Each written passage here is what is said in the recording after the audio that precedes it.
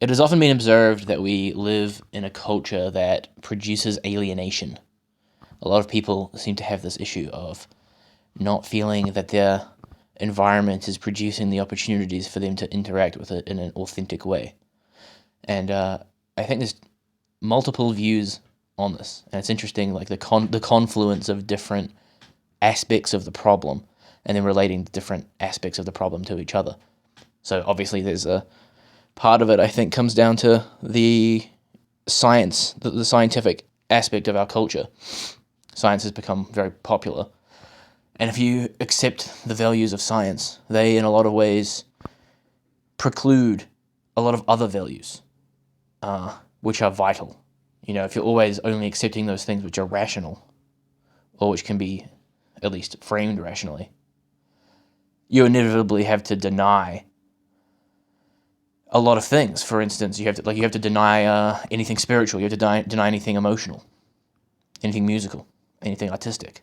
If you accept the value system of science, at least if you take that as the principal value, as the central value around which everything else must orbit.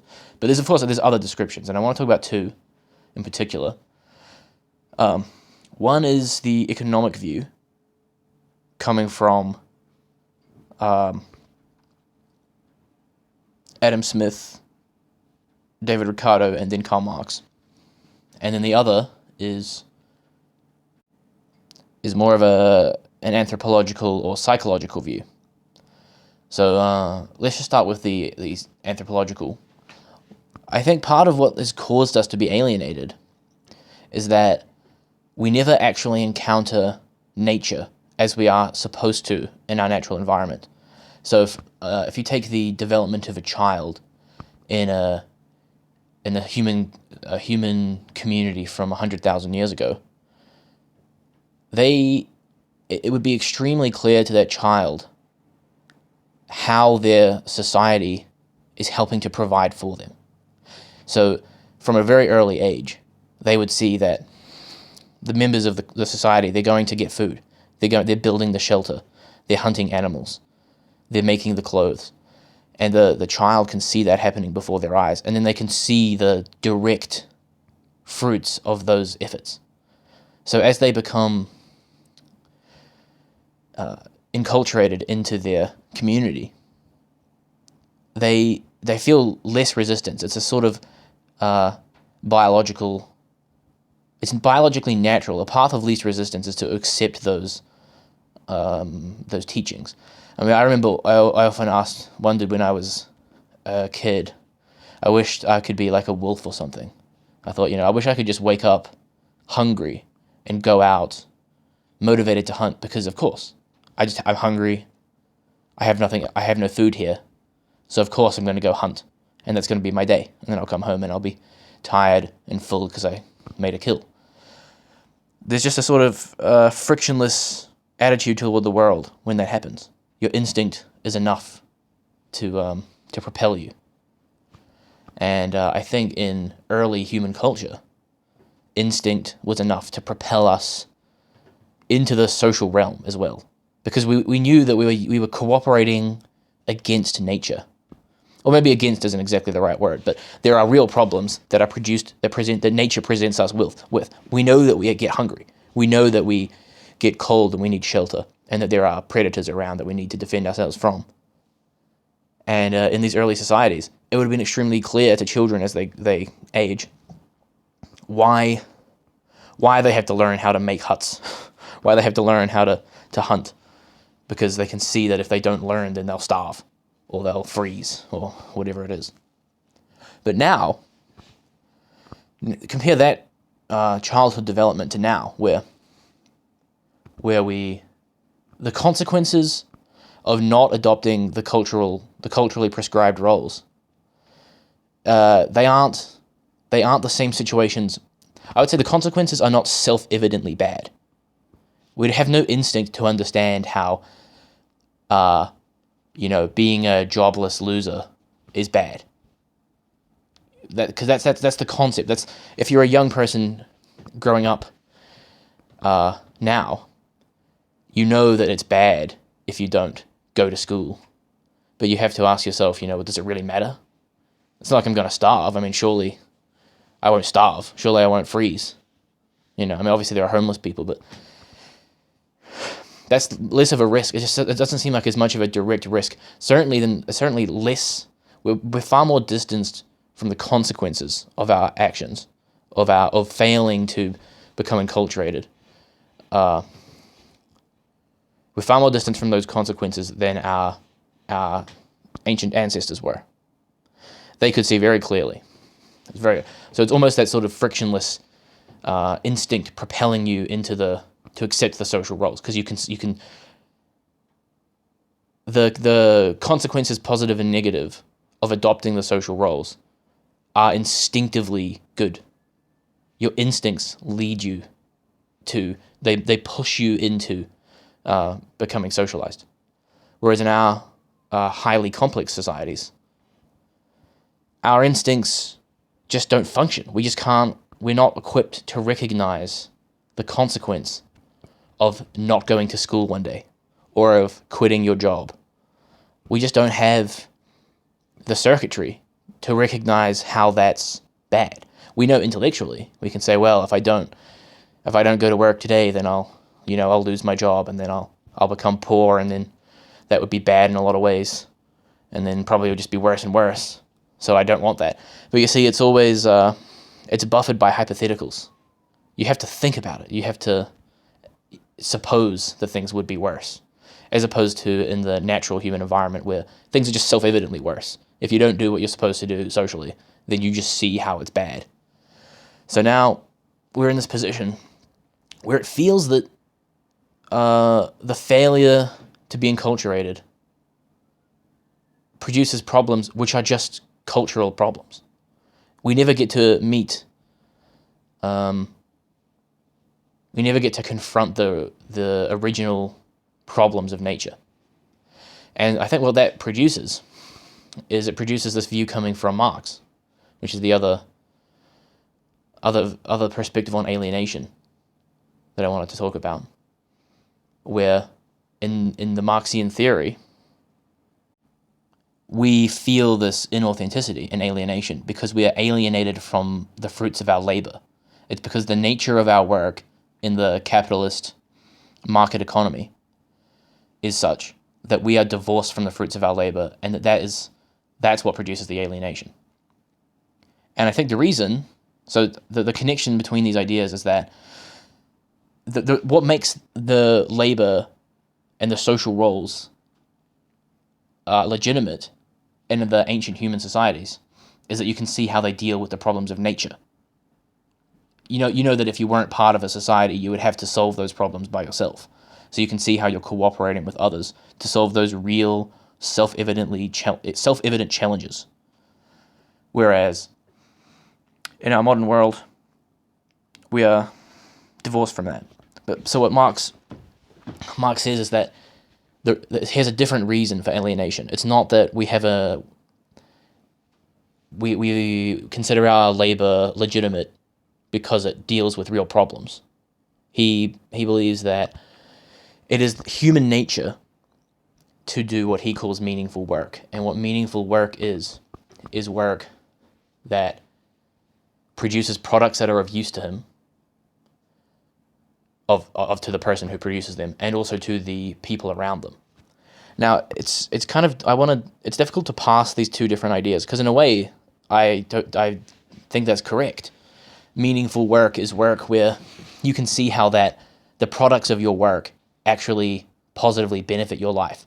But his idea is that we're divorced from our work because of the market economy and what happens with capitalism as it advances, where people are reduced to small fractions of the process of creating anything, and you don't get to enjoy the product that you produce.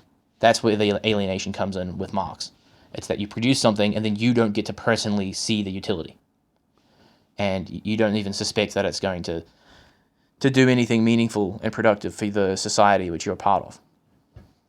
Now, my difference with this, where I differ with that idea is that the reason work is meaningful is because you can see, it's because our instincts show it to be meaningful. We can only respond to so many circumstances. Our instincts equip us to deal with a certain environment. And work is meaningful when we can see how it actually solves our fundamental problems. We know that work is meaningful if we see if it helps us to feed ourselves. When we have to feed people that we'll never meet, when we have to make food that we wouldn't eat ourselves, and that if you're working at a factory where you pack lollies or something, it's really hard to feel that that's meaningful work. But there's a difference in why it's meaningful, why it's not meaningful. My view is that it's not meaningful because it doesn't appeal to our instincts. Marx's view is that it's not meaningful because what we produce is not something that we enjoy. Now, in a sense, it's similar. They're similar views. But the difference comes out when Marx explains his ideal system.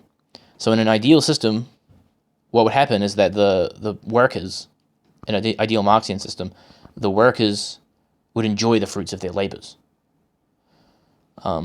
So in a properly functioning communist society, which is hypothetically possible, what would happen is the people would go to work knowing that their work will produce goods for them and for their community.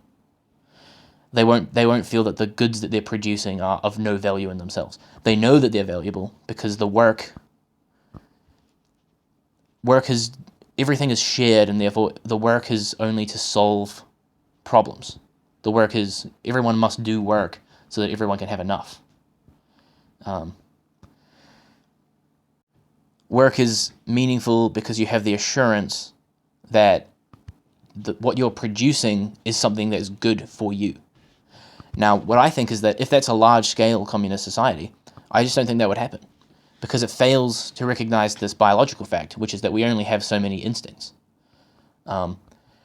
If we lived in a communist world, and everyone in the morning had to wake up and they went to their job, obviously it would be nice to know that what you're producing is, maybe you're a farmer and you get to eat the food, and of course you distribute a lot of the extra food to the community members around you.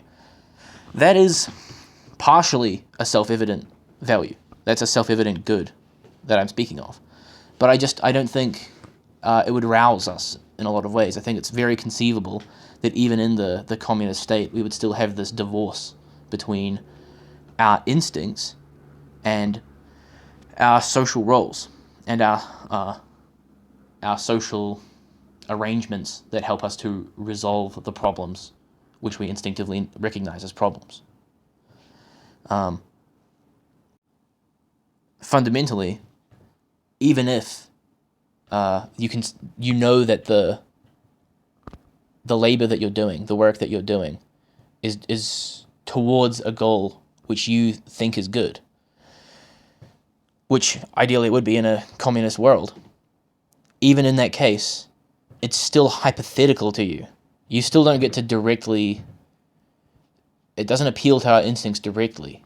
It's not valuable. It's not self-evidently valuable. We have to tell ourselves it's valuable.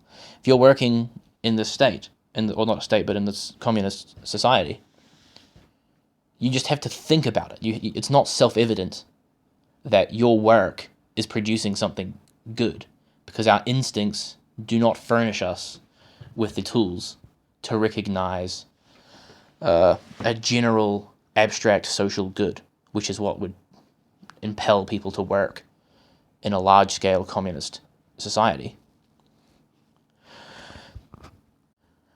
The problem is that large-scale societies, we don't have instinctive understanding of large-scale societies. We're only equipped to deal with small-scale. So when we try and adopt any role that makes sense in a large-scale society, we are always alienated from our instincts because they just aren't designed to match a large-scale society. In order to correct our behavior, in order to adapt to large, complicated societies, we have to do that mentally. We can't be. It's just impossible for us to be entirely propelled by our instinct to operate in a large society. because our instincts are not designed that way. Now, I'm not suggesting that we ought to not have a large society. It's just part of the world. But it does produce this alienation. I think it's inevitable. I want to clarify, I'm not even saying that the Marxian critique of our system of free market economies is incorrect. I just think it doesn't acknowledge that there is alienation will occur outside of the particular economic system. I think we will feel alienated from our work inevitably because I'll put it as clearly as possible. Whenever we're in a very complex society, that inevitably alienate us from our nature, because our nature just isn't to live in complex societies. We have to adapt to them. So, while I think there is some legitimacy to the Marxian critique of alienation from labor, I think other than that, there is a pre-existing, an inevitable alienation that takes place with large societies, and that whatever scorn you have for the particular system, it's important to recognize that whatever our political economic system is, it's not solely responsible for that feeling of alienation. It certainly can be more or less alienating, but that there will always be some underlying level of alienation, because we're living in vastly more complex times than we've evolved for.